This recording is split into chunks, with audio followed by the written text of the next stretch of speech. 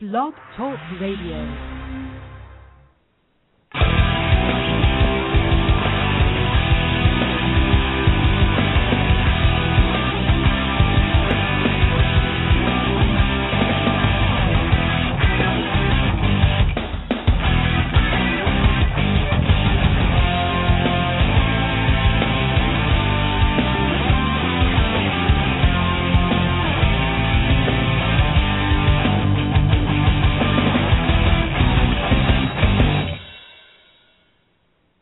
Happy Wednesday and welcome to On the Money. This is Brien Jackson of it'saboutthemoney.net, joined as always by my co-host and colleague, Stacey Gotsulias. Good evening, Stacey. Good evening. How are you? I'm good. Thank you for letting me know it was Wednesday because I've been thinking it was Thursday all day. Oh, really? Yeah, I've been having trouble keeping track of the days, too. I think it was with the whole taking 2 days off at, like, the beginning of the week thing really throwing me off. I keep thinking it's Tuesday. Yeah, I'm just confused. So, switching gears into our guest for this evening, he is a finalist to be one of the fans who gets to spend the year in MLB's Fan Cave in New York City. He's David Greenwald. David, how are you? I'm great. Thank you guys so much for having me on tonight. It's a pretty remarkable thing, this whole like campaigning thing. I feel like I'm running for president without any of the responsibilities. Well, so do they most of the time, I think. So tell us a little bit about yourself, David. Well, I'm 28 years old. I'm from Great Neck, Long Island, the North Shore of Long Island, and I work in broadcasting. I've worked in many capacities, from in front of the camera or in front of the microphone to behind the scenes, to shooting, editing, things like that. So right now I'm actually working as a traffic reporter for a local station up here in New York. And as I understand it, you're the only Yankee fan to make the list of finalists?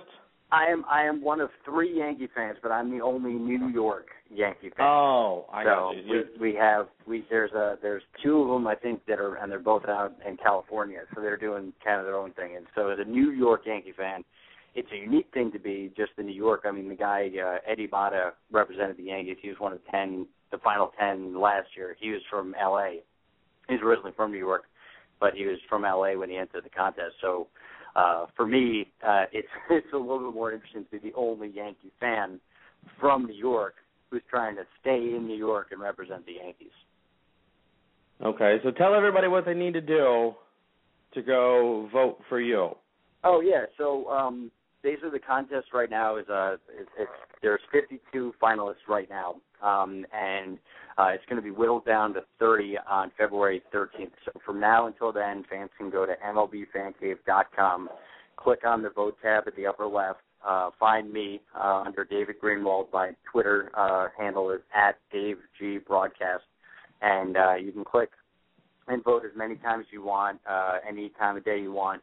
The voting, though, ends at 5 p.m. on February 13th. So from now until then, I've been trying to get out there, tell as many people about it, get my friends to help me out, try and get both national and local attention, and, opportunities like this to talk to you fine people who are Yankee fans about this contest is really cool and really great.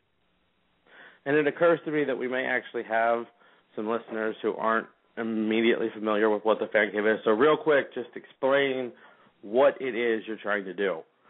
Yeah, so the winner last year, they had 10 finalists, and they ended up playing kind of went Survivor style for the entire regular season. And anybody who makes it to the Fan Cave gets the opportunity to watch all 2,430 baseball games. That's every single baseball game. There's a wall of TVs that they call the Cave Monster, which has about 15 TVs on it, and from about noon or whenever the first baseball game kicks off till about 1 o'clock in the morning, you're watching every game. You're blogging, you're tweeting, you're making videos about your experience in the Fan Cave. And last year they did it from the beginning of the regular season to the start of the playoffs. They did it Survivor style, so one person got voted off until the start of the playoffs, where they had 3 finalists to last throughout the playoffs and eventually crowned one winner.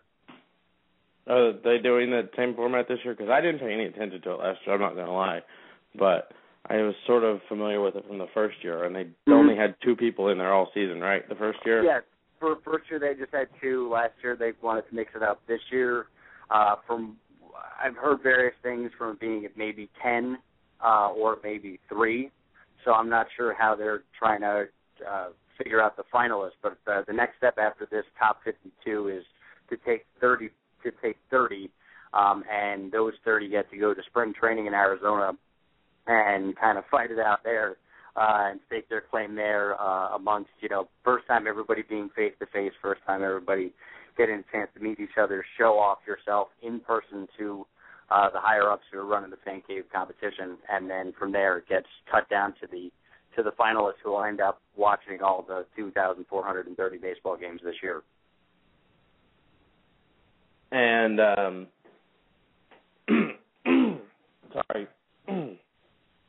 You're right over there. Yeah. What happened? I was. I choke people up sometimes. Yeah. Sorry. It's very emotional. Yeah. I wasn't expecting the answer to end so quickly, and I kind of got stuck halfway between a drink and a swallow of a bottle of water here. Oh, that was uncomfortable. I'm sorry. I apologize too. Then I'm normally known to be pretty verbose, so that's the other thing I hope to bring to the Fan Cave. My ability and comfort of speaking to new people and really feeling comfortable in a new environment. So I think that's what they're kind of looking for as well, like somebody who can kind of just go out there and take the risk and really just continue to exude the creativity that got them to the initial point as it continues along the process. Yeah, and you said you're a broadcaster, right? Mm-hmm. I've worked for a bunch of different independent and minor league baseball teams. I worked for college for many years doing college basketball. So I've done that end of it. So my hope is that this can kind of springboard me back into the kind of the ranks of affiliated ball maybe, or even higher up calling with doing something with Major League Baseball or MLB Network or something along those lines. So that's why I think this competition is more unique than any other, because it has the Major League Baseball brand on it, which it tops kind of any other reality show or competition that's out there. So what you're saying to me is that you're hoping this lands you a gig working with Susan Waldman. Well, I love Susan. I think we all do. I like John as well. But who wouldn't want to be perched above all those screaming fans at Yankee Stadium and be able to take the reins and put your own stamp on the Yankees. I don't think anybody will ever be able to do the Yankees win. I don't have quite a home run call yet. I've been asked. I don't have one particularly. And I don't think I do the individualized home run calls either. But, yeah, that'd be a pretty cool thing if this could turn out that way. You got any memorable calls?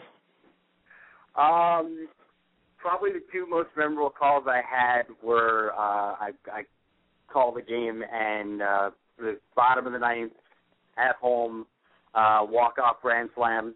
And the team that we were playing was the Revolution. So I as soon as the ball got over the wall, I was like, and Brien Barton comes around to score and downs the Revolution or ends the Revolution. And the other one was I got to call a no-hitter. The unfortunate part was it was a no-hitter that happened against my team, and the game didn't end in a shutout. So it was a 3-1 game with the bases loaded, but the no-hitter was still intact because they walked home a run with bases loaded. Oh, wow. So it was pretty cool. I actually had the pitcher sign the sheet because I'm like, this is unique. I've never called a no-hitter before, but I've also never seen a no-hitter that had a run score in it. Like, it's a very weird thing to have that happen. You haven't watched a lot of independent league baseball, have you? Well, I watched a bunch. I've watched enough to know that weird things happen in indie ball compared to affiliated ball, and especially even affiliated minor league ball. I used to have season tickets for a local Frontier League team, which is an independent league out in the Midwest and stuff. And, yeah, I can think of probably a half dozen, not exactly like that, but really, really crazy little anomalies basically built around the fact that you had a lot of guys that couldn't play defense or throw strikes on those teams. Well, Frontier. The fun part is I worked with a lot of great players. The managers that I had in independent ball were really great. I had one of my first managers was Cecil Fielder. My next manager was Gary Carter when he managed up here in New York. His last managerial stint when he was with the Long Island Ducks.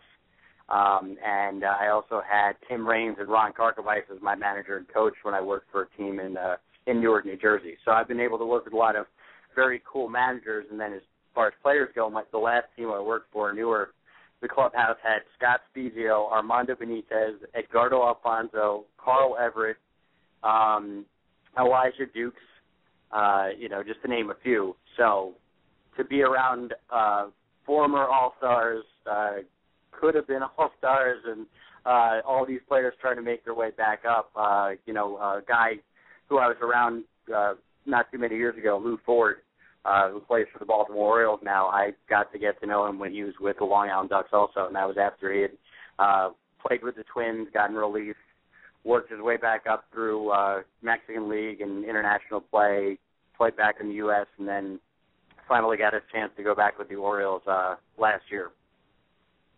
No, that's pretty neat, actually. So you're basically campaigning then to become, a celebrity Yankees fan, right? My goal is to become the cave dweller for 2013, and the first step is to be the Yankees representative in the MLB Fan Cave this year. So celebrity, I think, is a loose term, but I'm happy to be that. A celebrity as far as fans go is what I meant. Yeah, exactly. So tell us what you think of this year's club really quick then.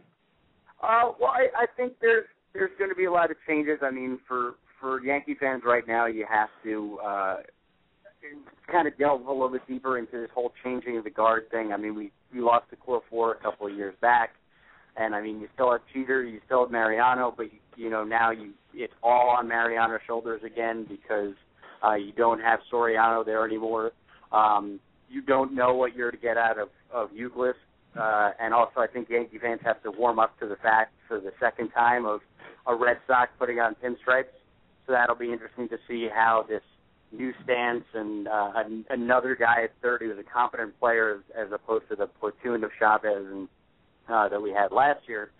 And then really just seeing how Girardi can stack a lineup without, bat like A-Rod in it all the time and then just trying to pull through all these different changes, because I think this year more than years past, it seems that there's a little bit more upheaval of the personnel, that it affects you more because of the good things that happened last year. That you had, you lost Gardner, but Gardner's back now. But it wasn't as if he got traded or anything like that. But this year you bring in a guy like Euclid fresh, you lose a guy like Soriano. So there's a lot of different role players now who have to step into maybe the roles that they should have been in, like a guy like Robertson. So it's going to be interesting, and I think that first month, more than years past, will really kind of dictate how well this team can gel.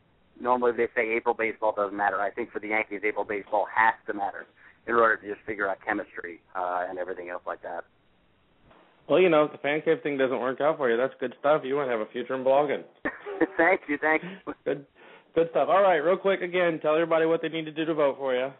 You go to MLBFancave.com, click on vote Dave Greenwald. You can follow me on Twitter @DaveGBroadcast. I'm using the hashtag DaveForCave and hashtag Quest430. You can vote as many times as you want until February 13th at 5 p.m., and that's when the campaigning stops, and hopefully the next step begins for Dave for Cave 2013. Yeah, and we will post those details for everybody on the site tomorrow. And you also made a little campaign video and song, right? Yeah, for everybody who applied for the Fan Cave, you had to submit an application video. And so what I decided to do this year, as opposed to what I did last year, I decided to use my other not-so-hidden talent. Most of my friends know me. I play guitar and I write songs, so I decided to write a song for the MLB Fan Cave and why I deserve to be a candidate in it this year. All right. Well, we're going to put that up on the site, too, along with the details for how you can vote for David, as the only Yankees fan left in the running for the Fan Cave who is currently in New York. So, hometown boy right there. Dave, thanks for joining us, and good luck, man. Thank you very much, guys. Have a great evening, and you go Yankees. You too. All right. Thank you very much.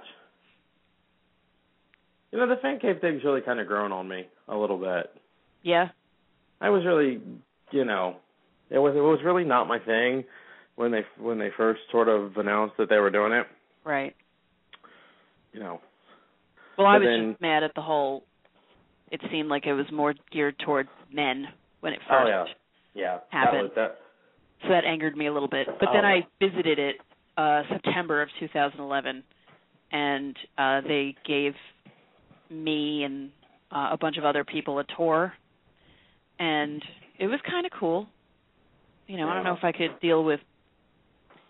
I think in that setup, because it was just the two of them, I think I would have been driven crazy by the other person. But I think if you were in a bigger group of people, it wouldn't be as bad. But if you had to see like the same person every day, that would have been too much for me. It's called marriage. Yeah, I can't say that. Yeah, and that's not happening for me anyway. So yeah, no, couldn't do it. But it was a cool setup. It used to be, I believe, it used to be a Tower Records. So it was a couple. There were a few stories actually. There was a third story up top that they didn't take us to, but there was a basement level that was all tricked out and really cool with these really huge. They looked like chairs from like England circa 1700, and they kind of like came up over your head, and they had these really fluffy pillows in them. I wanted to steal one of them and bring them home. It was really cool. Yeah, and they do some fairly interesting little like production bits that show up a lot, like on Fox Saturday Baseball, that game. And there's some of it's pretty funny. I think I mentioned last night that I was a big fan of the David Ortiz walking around New York trying to find somebody to give him a hug. Yes. Which was quite hilarious. So, it's maybe not your thing if you're a hardcore baseball fan, but it's funny. Yeah. It's the wall of TVs is pretty cool because you can see every game that's on, and that was a cool thing. I'd like to have a setup like that in my house if I could, but yeah, you and every other sports fan in America, trust me. Yeah. I think that quite often, actually, as I'm trying to watch multiple games, knowing that I have to watch the Yankees game because, I have to write it up and analyze it and everything.